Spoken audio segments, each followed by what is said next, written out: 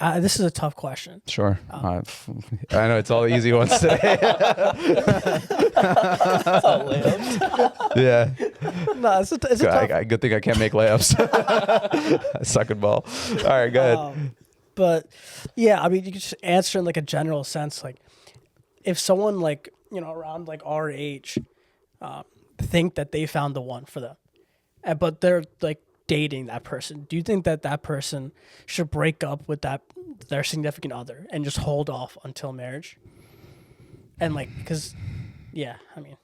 So yeah, I'm sorry. What were you going to say? To add on, like, when do you think that person's ready to be in that relationship, or when do you think that person should start Christian dating?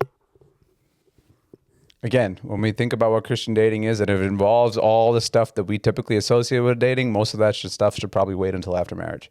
Realistically. Now, that being said, for your question about what should they do, I mean, so first we have to kind of deal with the fact that like you're trying to work backwards here, where you're like, because we've all done that. Like, we don't always get advice about what we should do something until sometimes we're in the middle of a situation. So you don't often get to do things prospectively. You have to kind of like, oh crap, I got to fix this somehow, or I got to deal with it. So that's a totally fair thing that's understandable, but something that we have to kind of take stock of.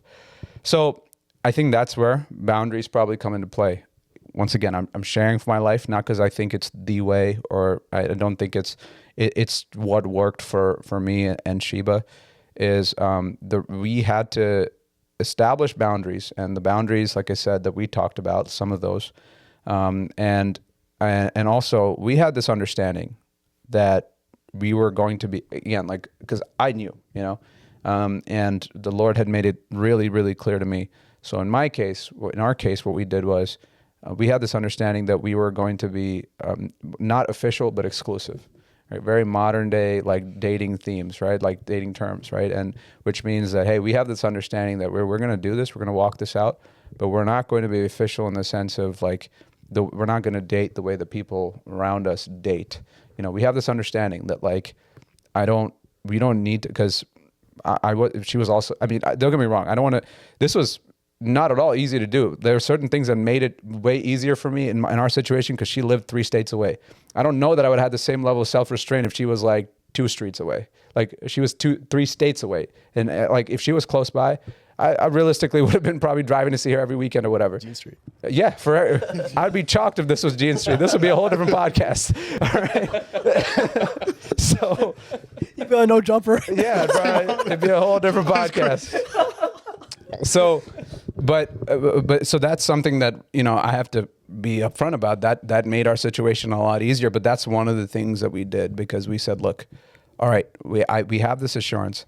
And like I said, just getting to the point of assurance is we can't just skip over that. Like I would revisit that and be like, all right, let me look at this really, really closely. And that's a big hump, I would say, to get over. Once you're there, is only then can you get to, okay, now how do we walk this out? Because we talked about the odds, and we talked about what a high bar it is, and how like there's one person for you, just like that has to be a pretty solid, like, and it can't just be because, oh, they love God, like just as a blanket statement. They should love God, but that can't be the reason on its own. Like it has to be reasons that are spiritual and not just practical. When I say spiritual, not just spiritual things about them, but a revelation from God and discernment from the Lord that he gives you. Once you get there, for that person, you have to think of things like, all right, like then we start getting to setting those boundaries.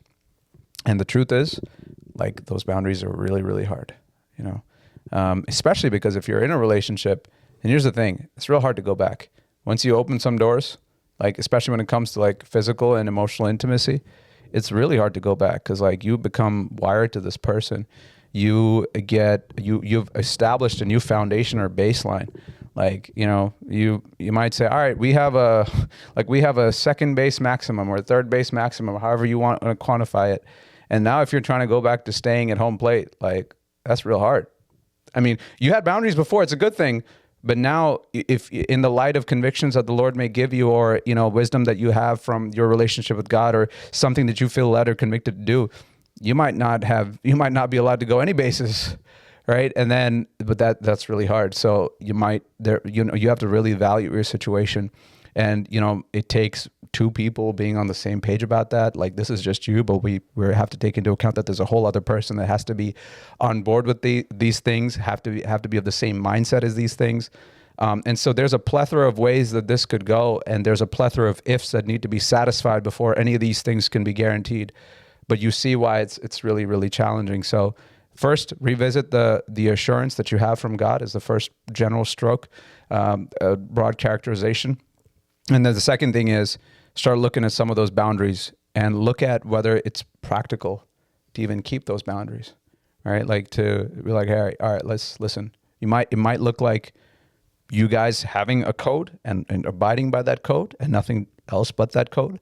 Or it might say, all right, you know, like, this is crazy. Like, we've already gone this far. I can't be near you and like go and like hold myself back or restrain myself especially because like, I didn't even think what we were doing was wrong. This sucks. You might have to give it a whole wide berth altogether. You might have to like, not even, you might have to operate with a similar understanding, a comparable understanding like Shiva and I had, because for us in our case it was functional, but for you it might have to be more practical, where you're like, yeah, we will do this, but but let's keep it, let's stay committed, but let's not be official. Let's not operate as such. Excuse me, but have an understanding that, hey, we're gonna approach marriage like we're gonna walk this out. We're gonna be exclusive. So those are some ways what it could look like, but the results are gonna look very different when you apply it to the specifics of your situation. So like what you're saying is you don't necessarily have to like break up. Like you can still remain exclusive, but just don't allow yourself to fall into the trap of a modern dating.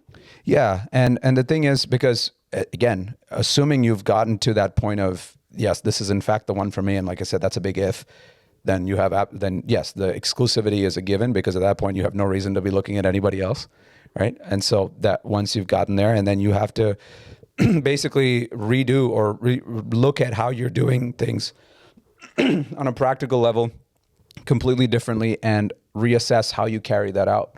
And yeah, so that's exactly how I would put it, like not fall into the traps of modern day traditional dating.